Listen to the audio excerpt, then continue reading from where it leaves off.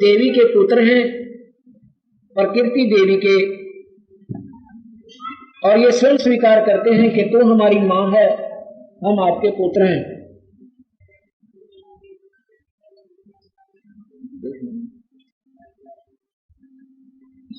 सारे संस्कार में गए थे।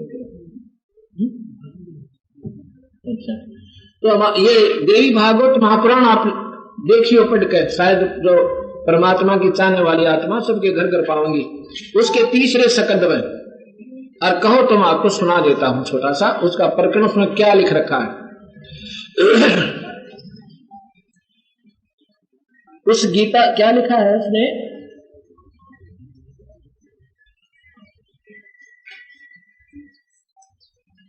देवी भागवत का मैं आपको सुनाता हूं थोड़ा सा प्रकरण, क्योंकि ये 5 दिन हमने खुले मिल जाते हैं अपने परमात्मा की और शास्त्रों का बिल्कुल अच्छी तरह विवरण देने की है।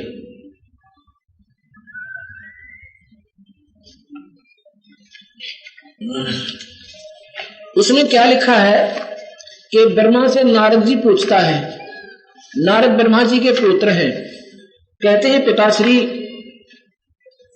नारद से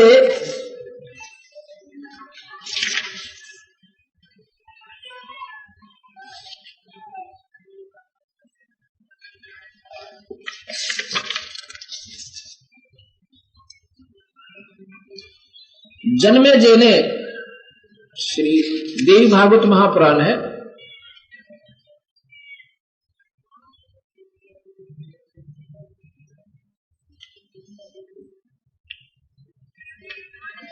भगवान नारद जी बता रहे हैं कि जन्मेजय पूछ रहे हैं भगवान नारद से कि हे ऋषिवर, हमने सुना है कि देवी जो है ये आदि माया महाशक्ति, इनके बारे में जानकारी दिए मुझे, सृष्टि की कैसे उत्पत्ति हुई। अब यहां विचार थोड़ा सा ध्यान से सुनना होगा मेरी बातों को। ये जो पुराणों में देवी भागवत महापुराण, शिव पुराण, ब्रह्मा पुराण, विष्णु पुराण में सृष्टि की उत्पत्ति लिखा है, उनमें लिखा है जब कल्प के बाद सृष्टि फिर रची जाती है।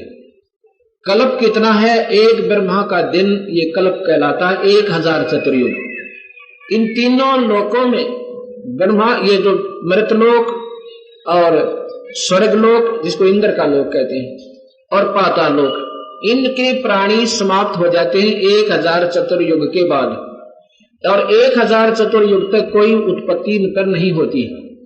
उसके बाद फिर दोबारा सृष्टि कौन रचता है, ये जो काल भगवान है ना, गीता में कहता है 11वें अध्याय के 32वें श्लोक में, मैं काल हूं अर्जुन, और सबको खाने के लिए आया हूं और किसी को नहीं छोड़ूंगा।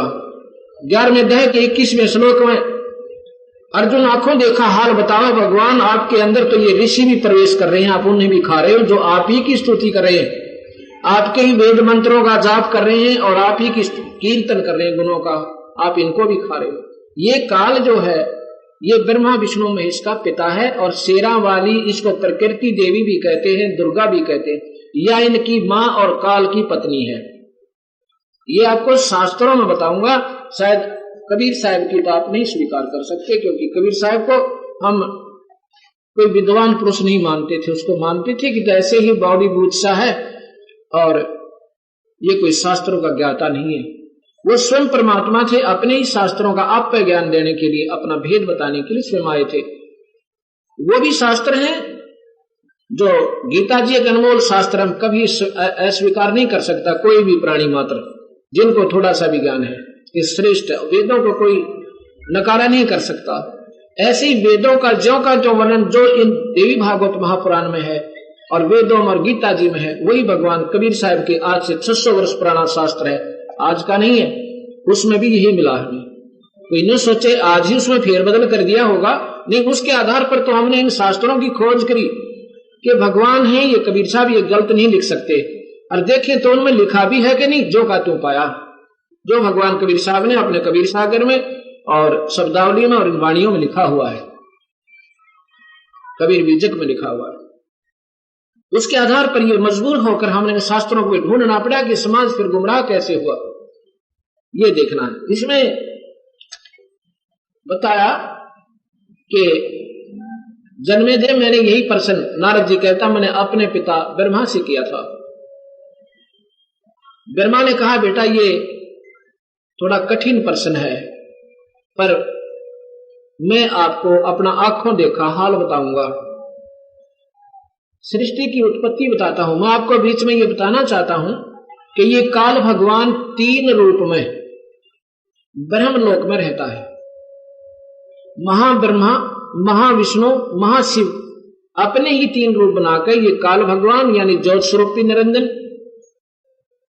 ये स्वर्ग लोक, उसमें ब्रह्मलोक में 3 रूपों में रहता है। ब्रह्मलोक बहुत लंबा चौड़ा है, वहां पर ये ब्रह्मा विष्णु शिव के उपासक ना शिव जा सकते, वहां पर एक निर्गुण उपासक साधक जाते हैं, जिनकी व्यवस्था न्यारी है।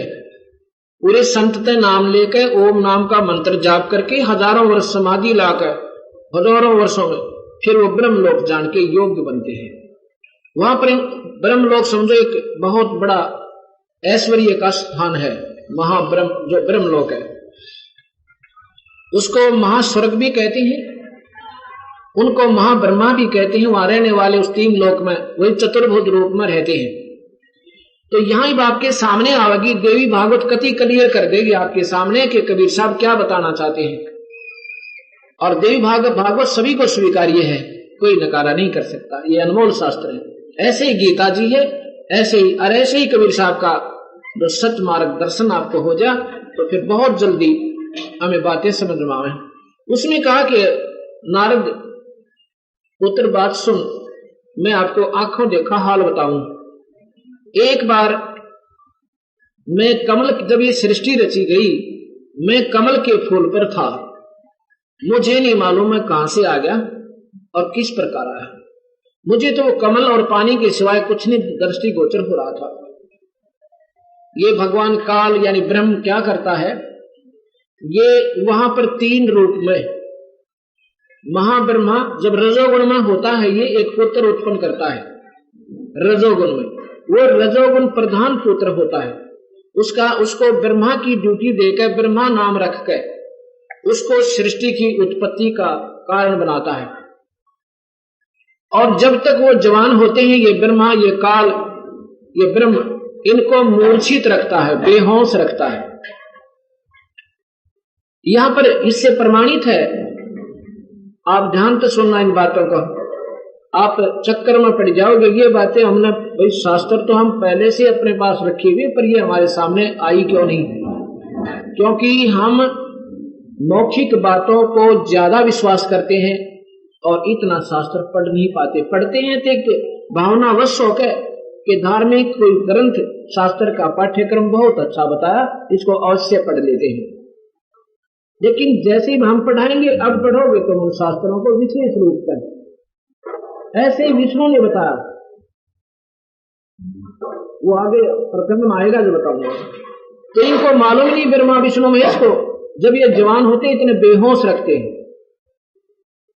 ऐसे ही महाविष्णु के रूप में ये काल वहां ब्रह्मलोक में रहता है, वहां विष्णु उत्पन्न करता है जब ये सतोगुण में होता है। प्रकृति देवी तक अपनी पत्नी के 3 रूप बनाकर वहां रहता है। और जब ये तमोगुण में होता है, जब शिव नामक पुत्र उत्पन्न करता है, उसको भी बेहोश रखता है।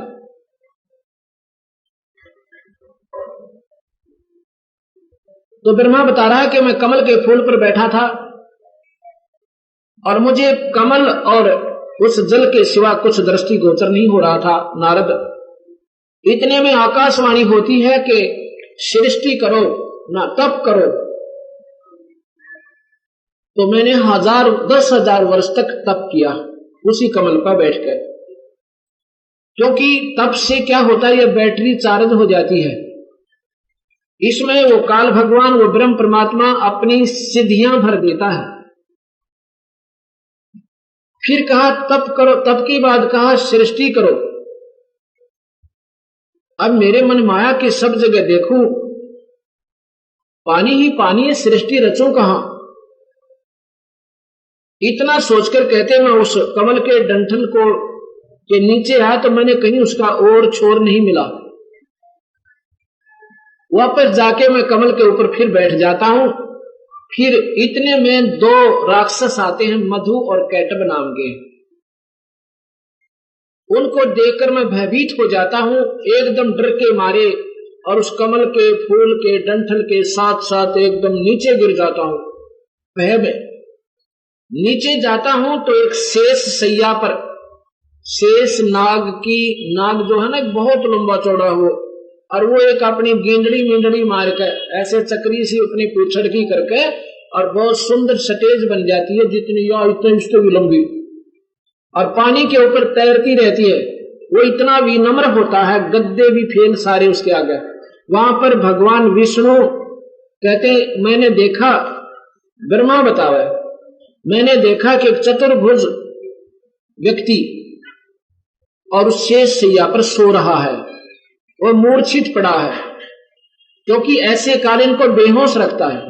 फिर उसमें लिखा है कि कुछ देर के बाद उसमें से एक शक्ति निकली, आकाश में छा गई, और वहां से आकाशवाणी करी। इतने में वो विष्णु होश में आ गया। देवी महापुराण के 3 सगंध ने घर जाकर पढ़ना एक बार, सोचो महाराज जी कबीर पंथी है, वो झूठी छूटी अपने मारता होगा गड़ंग, 1% भी नहीं पाओगे झूठा, आपको पढ़ कर देगा ना इनसे। इतने में वो होश में आ जाते हैं, और वो मधु कैटब भी वहां राक्षस मेरे पीछे पड़े पड़े वहां पहुंच जाते हैं।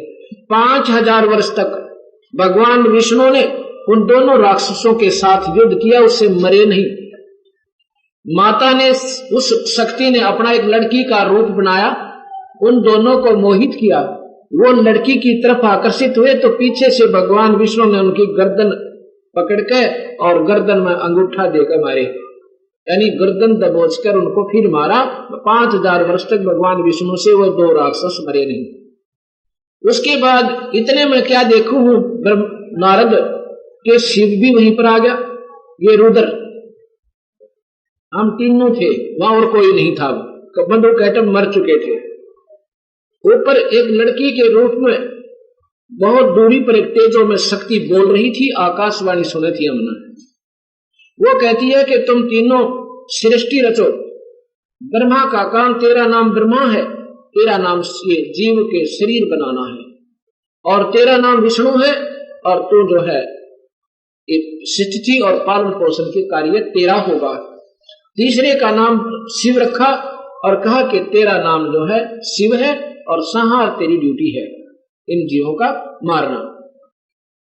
हम तीनों कहते हैं हे माई, या कोई पृथ्वी तो उपलब्ध है नहीं, सृष्टि रचेंगे कैसे हम। इतने में माई कहती है कि ऊपर अब इतनी देर में एक विमान आ जाता है हमारे पास, हम उस विमान में, कहती है इस विमान में चढ़ जाओ, निर्भय होकर, डरियो मत। हमारे तरीके ब्रह्मा विष्णु इसके माई कहे तुम घबराओ ना, और इस विमान में बैठो। वो विमान मन की गति से इतनी स्पीड से चला कि ब्रह्मलोक में पहुंच गया। वहां पर क्या देखा कि वहां एक महाब्रह्मा देखा, ब्रह्मा देखा दूसरा, ऐसे चतुर्भुज चतुरानन। हमने ब्रह्मा से, मेरे से पूछने लगे ब्रह्मा, विष्णु और शिव, कहने लगे ब्रह्मा ये दूसरा ब्रह्मा कौन है। तो मैंने कहा मुझे नहीं मालूम ये कौन है, ये देवी भागवत में लिखा नहीं होगा। उसके बाद हमारा वहां से फिर स्पीड से विमान चला, हम जहां पहुंचे वहां पर एक विष्णु और लक्ष्मी और उपलब्ध थी। एक विष्णु लक्ष्मी माता का वहां ऐश्वर्य के साधन हमने देखे, हमने जिंदगी में कभी देखे नहीं थे। नारद इतना उसके ऐश्वर्य के साधन उसके महल में थे, महालक्ष्मी के। विष्णु भगवान भी वहां आ जाते चतुर्भुज रूप में। हमने विष्णु से पूछा कि ये विष्णु दूसरा कौन है। विष्णु कहता मुझे मालूम नहीं। इतनी देर में वो विमान फिर चलता आगे, कहां पहुंचा, एक त्रिनेत्रधारी शिवजी और मिला कैलाश पर्वत पर। स्वर्गलोक में भी उसकी ऐसे ही उसी की नकल यहां निचले लोकों में इन तीनों ब्रह्मा विष्णु महेश के लिए काल ने बना रखी है, इस ब्रह्म ने बना रखी है। जब वहां पहुंची तो हमने शिव से पूछा कि ये त्रिनेत्रधारी ये और शिव कौन है। वो कहता मुझे भी मालूम नहीं ये कौन है। उसके बाद वो विमान फिर चलता है। जहां पर ये विमान नारद हमारा रुका, वहां क्या देखते हैं कि एक माई बैठी है, इतनी सुंदर कि उसके हर शरीर में जैसे बिजलियां